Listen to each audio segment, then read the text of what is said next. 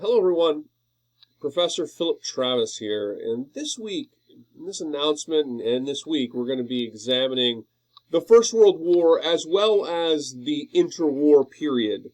So we'll look at the First World War, we're going to talk about some of the causes of the First World War, and then we're going to think about sort of the aftermath, the interwar years as they're called, the period of the 1920s and the 1930s, and we'll particularly be examining the development of fascism. And we'll particularly also be thinking about the development of fascism in Germany, of course. Of course, it's not isolated to Germany. There were fascist movements in, obviously, Italy, in Spain, but of course, in the case of Germany, that being the most consequential of these developments. And we'll be asking the question with respect to that. How did a anti-democratic authoritarian movement, the Nazis, how did it come to power in a liberal constitutional democracy? And how should modern liberal constitutional representative societies, how should those societies learn and understand from the experience of the rise of fascism within the Weimar Republic, Weimar Germany, during the 1920s. So, in this announcement, I want to talk a little bit about the First World War. And a lot of times the First World War, I think when we study the First World War, sometimes we become so focused on something like the Treaty of Versailles and the role that the Treaty of Versailles may have played in the development of the rise of extremism in Nazi Germany. Or we become so focused on the conflict itself and how brutal and destructive the conflict was. And both of those are really, really important things to think about. However, I think sometimes when this occurs, the bigger picture is sometimes the bigger historical picture is sometimes lost a little bit, which is really the big, why should we study World War I? I mean, aside from it being a tragic and intriguing thing to study in terms of the events that led to it and so forth, and how it played out, the First World War is a really, really significant conflict, as is the interwar period after it. It's a really important period to study for a number of reasons. Before I get to the items you see on the text you see on the slide here, consider the fact that the First World War, if you look at this from the United States perspective, the First World War is basically the conflict that more or less thrust the United States into engaging the notion of being a world power. Now, the United States doesn't really accept a role as a global world power. It increasingly becomes isolationist. But the term isolationism actually was created in the American sort of verbiage. It was a term created largely because of the internationalism that was born out of the First World War. The United States does not really embrace itself as a true international world power, of course, until the Second World War and its aftermath. World War I, though, also completely reshapes the map of Europe, and it really sets in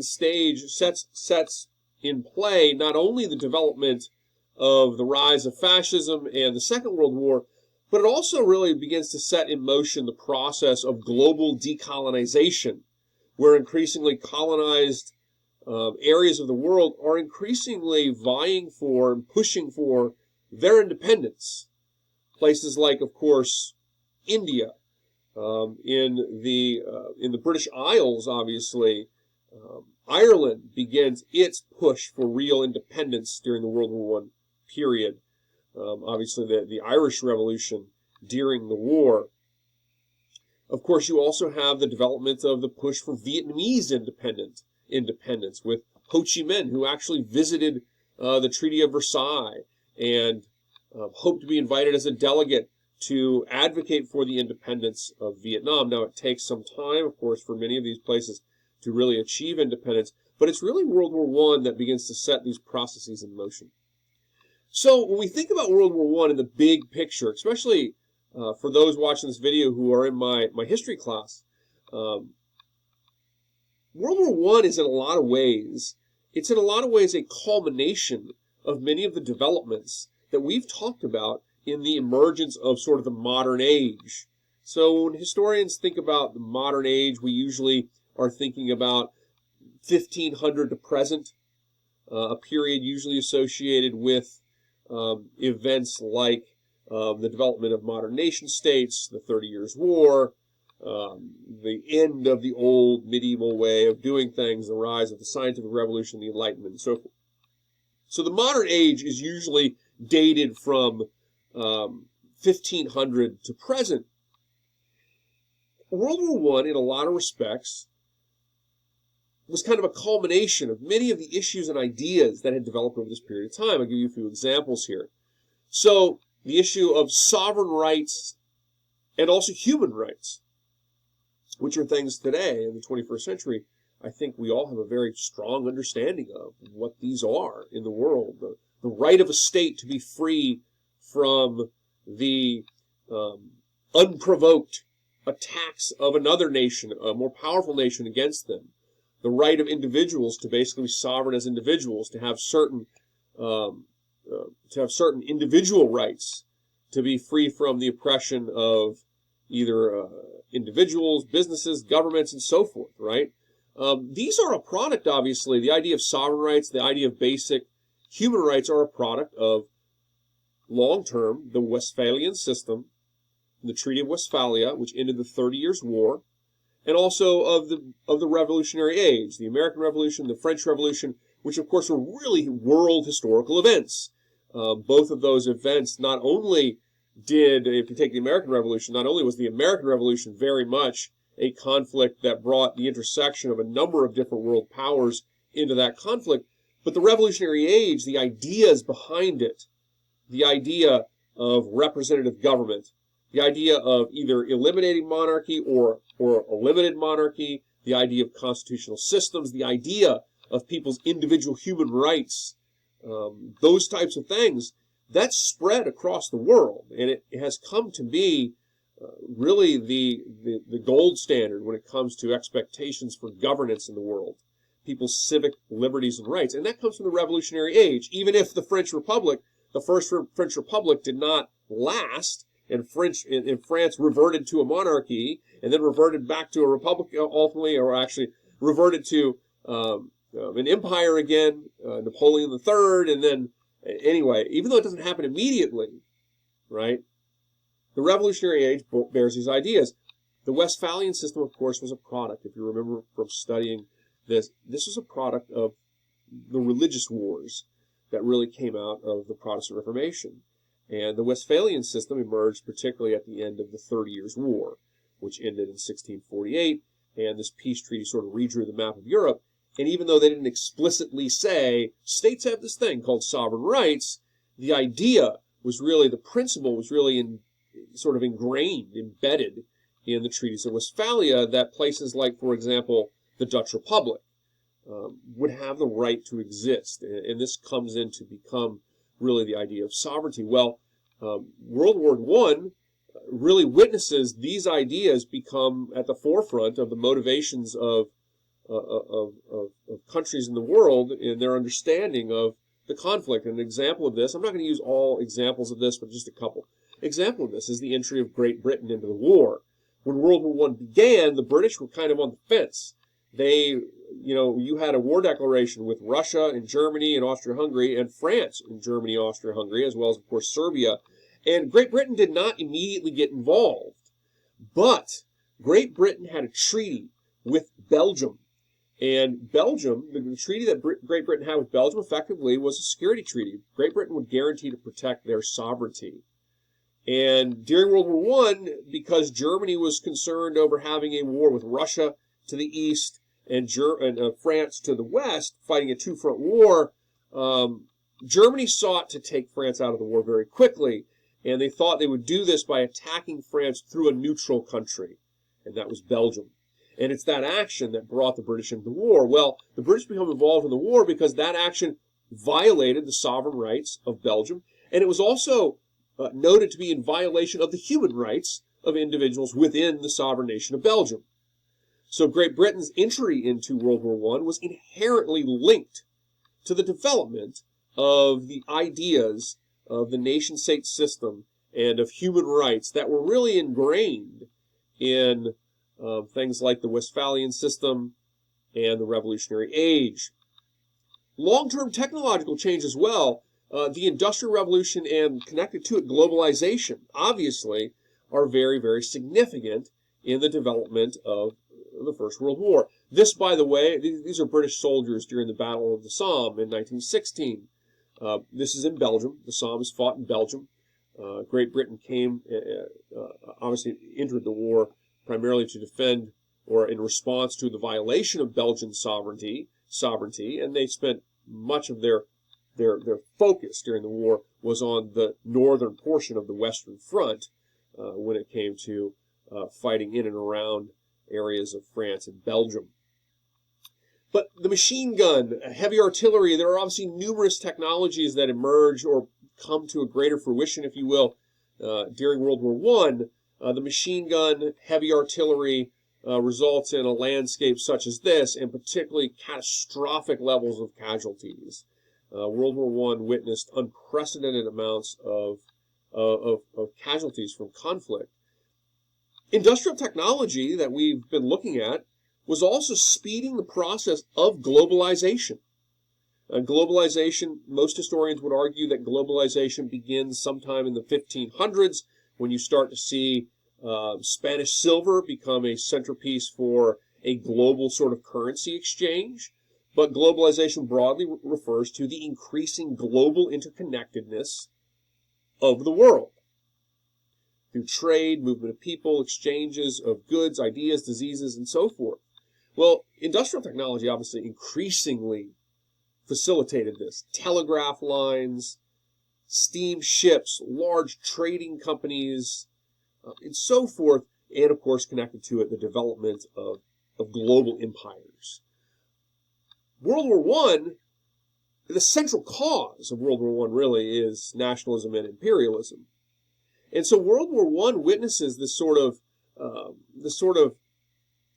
zenith, if you will, of industrial technology at the time, and of course as it's applied to warfare. It also represents sort of the zenith at the time in the early 20th century of the process of globalization. And with the end of the war, it actually resulted in the creation of the League of Nations. And this is the League of Nations building today located in Geneva, Switzerland. But it creates this Woodrow Wilson's idea to a large degree, the President of the United States. But the League of Nations was this new idea that the modern world could no longer be sort of centrally governed by competing and warring nation states, that it would have to have some form of global system of governance. The League of Nations, of course, fails. The interwar years are dominated by the rise of isolationism and appeasement on the one hand, and the rise of very extreme nationalist groups like the fascists in Italy, the fascists in Germany and Spain. And as a result of these developments, the League of Nations fails. And eventually, at the end of World War II, you have the development of the United Nations, which is, again, this idea that increasing process of globalization, that you needed a global system of government. World War I is more than anything else, and going back again to these big themes in this class, is rooted in nationalism and imperialism. This is really the central cause. If you look at the immediate events that lead to this war in Europe, the assassination of the Austrian Duke Franz Ferdinand was the heir to the Austro-Hungarian throne. Austria-Hungary was an empire. And within that empire, there were numerous national groups competing and vying and pushing for their independence. And of course, Ferdinand was assassinated by a Serbian nationalist who sought to wrest territory away from Austria-Hungary and to the nation-state of Serbia. Of course, that was the sort of, on June 28th, 1914, that was really the critical moment that would lead to the development of a full-scale world war not long after that assassination, as Austria-Hungary placed an ultimatum on Serbia, who refused, and Germany, of course, was there encouraging Austria-Hungary to go to war because Germany wanted to use the war to expand its imperial influence. So nationalism, this term really, the idea of modern nationalism really emerges out of the Revolutionary Age, the creation of large-scale nation states, where individuals within the state have a certain imagined identification with other people in the state, right? The nation state. The idea of sovereign rights for nation states emerges from the Westphalian system. The idea of the modern nation state being the sort of standard really emerges with the French Revolution, as well as the American Revolution. And these revolutions really replace the old sort of medieval way of creating monarchical domains and so forth. Instead, the nation state becomes the real centerpiece of the world system, I suppose you would say. The nations that emerge, particularly in Europe, but this is also happening in places like Asia, like Japan emerging at this time, these nation states emerge and they increasingly compete to create empires. And some of these empires are created abroad. Germany sought to create a large navy to help promote its global influence. This created an arms race over naval armaments with the British. Germany, Japan, the United States, Italy are all these sort of up-and-coming nations that begin competing for global territories within the world to become empires. And this creates a tremendous amount of tension and competition that contributes significantly to conflict, both in World War I and World War II. As, of course, World War II was largely a competition or a collision of empires between the United States and the Japanese Empire, the United States Empire and the Japanese Empire. Within Europe, too, nation states, again, Germany was a new nation state, born in 1871. Italy was a new nation state, born in 1871. Japan was a new nation state, similarly born roughly at the same time during the so-called Meiji Restoration. And these new nation states began competing for power and influence in the world. By the dawn of World War I, Germany had created a large and influential territory, an empire within Europe. And it sought to use World War I to expand its territorial influence. And likewise, Austria-Hungary was this large empire that within it contained all these different national identities. And so nationalism and imperialism, okay, we talked about imperialism quite a bit. Imperialism in the world is really a critical factor for the competition, arms races, imperial competition, attempts to colonize places like Africa, which of course was really ramped up following German independence, or German unification, I should say, in the later 1800s, and of course seen most directly the assassination of Franz Ferdinand, which was a perfect example of the manner in which empire and nationalism were coming into conflict with one another. So World War I really engages a lot of big themes that we've talked about throughout this semester. Themes like sovereign nation states that come out of the religious wars following the Protestant Reformations. Themes like long-term technological change, and particularly the rapid pace of globalization and technological change during the Industrial Revolution, as well as the global imperialism of the world, facilitating globalization as well as conquest and colonization and genocide across the developing world, and connected to it the birth of stronger sort of national identities, which is not only seen in Europe causing the war, but we also, again, start to see really, really intense pushes for independence in places like India, in Vietnam, in places across the developing world. So World War I really, in a lot of ways, is a culmination of a lot of these major themes that we've sort of been covering throughout this class. And I'm going to stop this now because it's like 20 minutes. I'm going to give us some extra points on this, and please summarize some of these key points. I hope this is pretty clear. I'll see everyone this week in the discussion forum. Subscribe to my channel, History Changes, if you're a student of mine, or if you're not. But I hope you enjoyed this video, and let's have a great week.